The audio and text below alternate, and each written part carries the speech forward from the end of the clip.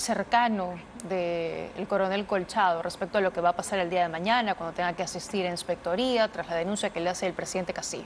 Bueno, yo veo que se inicia 30 días de actividades previas que tiene que realizar la inspectoría ante la denuncia presentada por el presidente de la República. Y en ese sentido creo que la defensa del coronel Colchado lo primero que va a plantear es justamente que la existencia aquí de un conflicto de intereses claro en el caso del presidente de la República. ¿Por qué? Fíjese, el presidente de la República, como jefe supremo de las Fuerzas Armadas y la Policía Nacional, coordina directamente con el ministro de Estado y con el comandante general de cada fuerza, en este caso la policía. Pero aquí está actuando como Pedro Castillo Terrones, como un ciudadano cualquiera, presentando una queja contra un oficial que está realizando una actividad pedida por la Fiscalía y ordenada por el juzgado. Y vemos con preocupación que en la notificación que se le hace llegar al coronel se dice: sírvase usted presentarse el día 31 a atender la queja interpuesta por el presidente de la República. Porque lo que dice es que se vulneró su inmunidad, lo que dice el mandatario. Claro, pero ahí hay un problema de conflictos de interés. ¿Por qué? Porque como presidente de la República está interponiendo una acción contra alguien que lo está juzgando no como presidente de la República, sino que lo están investigando como persona natural. Entonces, se genera el conflicto de intereses de acuerdo a lo que dice la ley en el marco del Sistema Nacional de Control, desde el momento en que cualquier funcionario, sea el presidente de la República o el menor grado, utiliza su cargo, sus medios, para realizar una actividad que lo beneficie a él personalmente. Entonces, el presidente de la República está realizando una acción que no beneficia al presidente de la República, beneficia a Pedro Castillo Terrones. Ahí está el conflicto de interés. Y el conflicto de interés, de acuerdo a la ley, da lugar a que la Contraloría inicie una intervención y evalúe imponer una sanción de inhabilitación entre 1 a 5 años al presidente de la República por este conflicto de interés. ¿Y eso se puede ejercer de oficio? Está en la ley. Solicitar al Ministerio Público. Está en la ley. El Sistema Nacional de Control, en todas las normas que tiene, establece primero la definición de lo que es conflicto de interés. Segundo, establece la sanción, que es de 1 a 5 años, y la conducta a ser sancionada, que en este caso es el conflicto que le he escrito. Entonces, la Contraloría tiene que actuar de oficio y plantearle al Congreso este tema de inhabilitación. Lo que sucede es que aquí los hechos han superado a la norma. Cuando se elaboró la norma, claramente nadie estaba pensando que eso podía pasar a nivel de un presidente de la República, pero es lo que está pasando. Y la queja en general, en el fondo, constituye un golpe de Estado velado del Ejecutivo en contra del Poder Judicial. ¿Por qué? Porque de lo que hemos podido leer de la queja, manifiesta que una de las conductas que estaría denunciando es que el coronel Colchado, y se entiende que el resto de personal policial que participó, habría participado en una actividad política. Si eso fuese así, si la Inspectoría de la Policía tomara como suyo ese criterio, entonces estaríamos diciendo que la disposición del fiscal y la orden del juez es una actividad política. Estaríamos yendo en contra de todo el marco jurídico vigente. Ya, pero además, ¿eso qué tendría que ver con la actuación del coronel Colchado, quien estaba siguiendo un mandato judicial? Nada, porque justamente por ese conflicto de interés. O sea, ¿el coronel Colchado va porque se le ocurre? No, va porque hay un pedido de un fiscal que es aceptado por el Poder Judicial, que dispone una acción judicial. Se imagina que si esto pasa con el coronel Colchado, todas las diligencias judiciales a lo ancho y largo del país, donde interviniera un policía con un fiscal, sería pues cuestionada por su abogado. Entonces, eso es un imposible jurídico, lo que está haciendo la defensa del presidente de la República. Ahora, la intención del presidente, según su denuncia, es apartar al coronel Colchado y luego que se le aplique la máxima sanción, que sea expulsado de la institución. Por supuesto. ¿Bajo qué garantías, dado que estos últimos días, el fin de semana, se han cambiado a los altos mandos policiales, entre ellos al inspector, y se pone en funciones al general Segundo Mejía Montenegro, chotano, cercano, según fuentes, al presidente? Pero ¿qué seguridad jurídica puede haber, ¿no? Cuando el conflicto de intereses es de la primera autoridad del país, que enfrenta directamente con un argumento extralegal al Poder Judicial representado por el Ministerio Público y por el juzgado que dio la norma. ¿Qué policía se puede sentir seguro de actuar frente a cualquier hecho delictivo? Entonces, realmente lo que estamos viendo, por eso decía inicialmente, es un golpe de Estado velado en contra de la acción del sistema de justicia.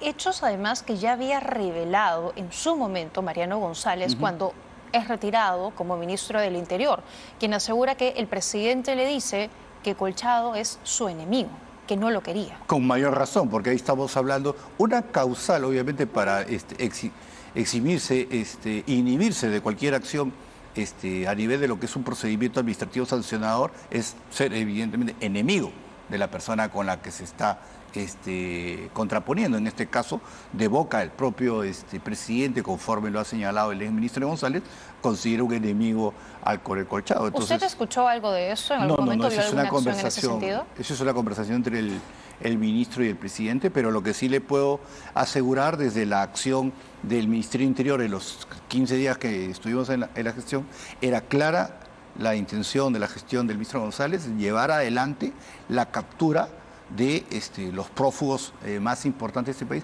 porque eso es lo que requería la sociedad peruana para devolverle tranquilidad. Y para eso, claramente, había que fortalecer los órganos de inteligencia policial. A mí me consta que hay oficiales generales, oficiales superiores, oficiales subalternos, totalmente comprometidos con lograr la captura. Y sé que de ellos vamos a recibir muy pronto buenas noticias, pero ayudarlos en el trabajo muchas de las veces es simplemente dejarlos trabajar, no interferir en su labor. Y lo que está haciendo en este momento el presidente de la República con esa acción es interferir con la acción de la justicia. Durante esa diligencia en Palacio de Gobierno que lleva finalmente a la denuncia contra el coronel Colchado, se hablan de documentos importantes que estarían contenidos en Palacio de Gobierno. De hecho, en su momento el abogado Pachas dice, no pueden ingresar, no pueden rebuscar, porque ahí hay documentos importantes. ¿Qué clase de documentos se pueden guardar en el Palacio de Gobierno? El abogado del presidente de la República lo que ha hecho es delatar un hecho que es muy cercano a lo ilegal. Y le voy a explicar por qué. Los documentos calificados como secretos están considerados en el decreto legislativo 1141 que regula el Sistema Nacional de Inteligencia. Los sistemas considerados, los documentos llamados secretos, tienen que ver, por ejemplo, con el tamaño de las fuerzas, con los planes de guerra, con los planes operativos, y los maneja el Consejo de Defensa Nacional. Entonces, ¿qué sucede? Existe una doctrina para manejar este tipo de documentos. Un documento secreto, así sea el presidente de la República, no lo puede tener en su habitación. ¿Qué pasa si se le pierde? El Código Penal en el artículo 330A señala claramente que los funcionarios que con su acción u omisión permitan que documentos secretos sean conocidos o se pierdan, son sujetos de pena. La máxima Entonces estamos hablando de una sanción. Pero por supuesto, o sea, hoy día, si es que ya no lo ha hecho, la Comisión de Defensa Nacional del Congreso tiene que enviarle un oficio al director de la DINI, de la Dirección Nacional de Inteligencia, para que informe qué documentos secretos son los que tenía el presidente en su habitación. ¿Por qué? Este tipo de documentos se guardan en caja fuerte. Existe un registro de quién los saca y la misma persona que los saca los tiene que devolver. ¿Por qué? Porque estos documentos, por el nivel de importancia y la información que tienen algo que se llama cadena de custodia. Entonces, el que tiene ese documento no puede en ningún momento alejarse de ese documento. Entonces, si el presidente de la República ha tenido un documento secreto bajo su almohada, en su cómoda, le ha perdido la vista, lo ha expuesto, por ejemplo, a que un mayordomo de la Casa Presidencial tome conocimiento, está incumpliendo la ley.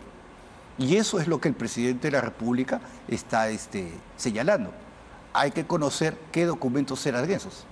Y eso se sanciona a través de un proceso en el Ministerio Público. Efectivamente, porque ese es un tema penal. ¿Se puede actuar de oficio o tiene que presentar una denuncia al fiscal? Mire, se puede actuar de oficio, pero hay que recordar un tema. Por ley de transparencia, no se puede informar con respecto al tema de los documentos secretos. Los únicos que pueden solicitar esa información es la Comisión, como digo, de Seguridad y Defensa del Congreso de la República. Ellos tienen que pedirle al director de la DINI que informe cuáles son esos documentos secretos que rompieron la cadena de custodia y estaban en la habitación del presidente de la República para poder contrastar. Si salieron 3 documentos, ¿dónde están esos 3 documentos? Porque si se ha perdido un documento secreto, entonces el presidente de la República y todos los funcionarios de la Casa Militar tienen un serio problema penal, aparte de los que ya tienen. Ahora, ¿cómo está quedando, digamos, la relación entre el presidente, específicamente el gobierno, con la institución policial? Hoy, por ejemplo, ha sido un día importante para la institución policial, el Día de Santa Rosa de Lima, patrona de la institución. El presidente y el ministro Huerta no acuden a la misa, el presidente no sale a rendirle los honores correspondientes en Palacio de Gobierno. ¿Qué mensaje están dando? Es un mensaje de desprecio. Es un mensaje de desprecio a la institución, un mensaje que la institución no merece, porque la institución policial, y digo, me consta desde que tengo compañeros de colegio y que conozco de toda la vida y en el trabajo profesional, conozco muchos oficiales generales y ahora en el tiempo que he estado en el ministerio, la gran mayoría del personal policial, desde el último oficial de tercera hasta el último general, está comprometido con el tema. Pero evidentemente todos estos cambios, todo este tema afecta, ¿no? Entonces yo creo que esta es una acción de desprecio que no debe ser permitida ni avalada. ¿Ha escuchado usted las explicaciones que dio el ministro Huerta en la Comisión de Defensa sobre la salida del comandante general de la policía, Luis Vera Llanera? Me parecieron bastante pobres porque le preguntaban al ministro una cosa y él salía respondiendo otra, ¿no? Terminaba respondiendo del tema de Salupol, siga por las ramas. El tema en concreto, como le decía, tenemos un presidente de la República, jefe supremo de las Fuerzas Armadas, que coordina con su ministro, ¿no? Y le da disposiciones. El ministro es el actor político, es el que responde. Él es el que responde por esos cambios. Lo que además del tema de que lo han cambiado porque falta indicadores es lo mismo que quisieron hacer con el ministro González cuando lo renunciaron por Twitter, que salieron a decir que no se había hecho un plan y nosotros demostramos que el plan no solamente se había expuesto en el Consejo de Ministros, sino además se había expuesto en el Congreso de la República. Lo que pasa es que bajo esa lógica, uno viéndolo desde afuera, escucha, ¿no?, las explicaciones del ministro Huerta y dice, claro, sale el comandante Llerena porque no ha cumplido con reducir los índices de criminalidad, cosa que no ha presentado, no ha mostrado evidencia. Lo mismo con el ministro González, que en teoría sale porque no presenta su plan de trabajo. Claro. Y claro, uno ve eso y dice, bien, el gobierno está firme con la delincuencia, está trabajando, pero son simples excusas para simplemente justificar la renuncia o sacar a 2 personas. Son excusas porque, mire, uno se da cuenta inmediatamente cuando los funcionarios, cuando llega a una autoridad política y no conoce del manejo del sector. ¿Por qué? Porque inmediatamente cuando preguntan cuánto queda por ejecutar, piensan pues que la gestión de un sector es solamente ejecutar el presupuesto y que porque llegan al 98% de ejecución del presupuesto ya hicieron obra, ya hicieron algo. Y eso es una total mentira. ¿Por qué? Porque lo que importa en un sector, como usted bien lo señala, es el impacto de las acciones de gobierno que se toman. O sea, un impacto de gobierno concreto es, por ejemplo, cuántas hectáreas, ¿no?, de siembra de amapola estamos reduciendo en el norte del país. Cuántas hectáreas de siembra de coca estamos reduciendo en el centro del país y en los valles cocaleros, ¿no? ¿Cuánta población juvenil está saliendo del tema de la guerra, de la delincuencia? ¿Cuántos procesos judiciales estamos concluyendo? O sea, el impacto de las acciones de gobierno es lo que importa finalmente al ciudadano de a pie. ¿Y no hay acciones concretas por parte del gobierno para mostrar esa evidencia? Lo que pasa es que, como estamos viendo, el gobierno principalmente actualmente está basando su discurso político solamente en transferencias presupuestales, como si las transferencias presupuestales fueran pues la panacea. Y ya sabemos por experiencia de la última década, que las transferencias presupuestales a los gobiernos regionales y gobiernos locales no solamente son ineficientes, sino que además también son puerta abierta a la corrupción. Entonces, ese es el problema que tenemos. En la última década, mire usted, la política nacional de modernización de la gestión pública ha fracasado. Y ha fracasado de una manera bastante simple de medirla. Todos los años sube el presupuesto público. ¿Han mejorado los servicios públicos? No han mejorado los servicios públicos. Entonces, si la gestión del Estado se basara exclusivamente en ejecutar el presupuesto público, el Perú sería un país de maravillas.